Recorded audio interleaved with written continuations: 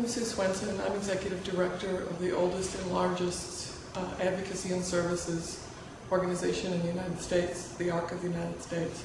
I'm also the mother of a young man with multiple disabilities and 2 young men without disabilities.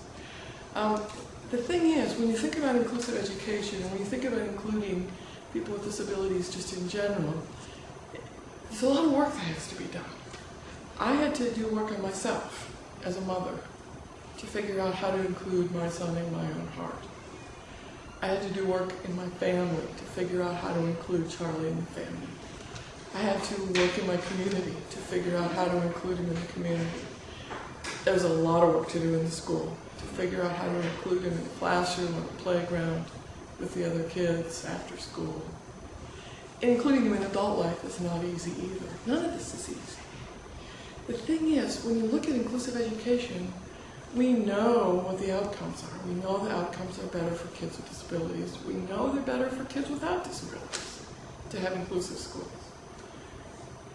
We know best practices. We know how to teach teachers what needs to be done to include children with disabilities. How to help teachers be so good that they can teach any kid. We know what the social justice arguments are. We know what's right. We know all of these things. But if we don't have the courage to try to connect to each other, we will never have the power to accomplish inclusion. You need courage to focus on what the outcomes are. You need courage to focus on teaching and best practices in schools.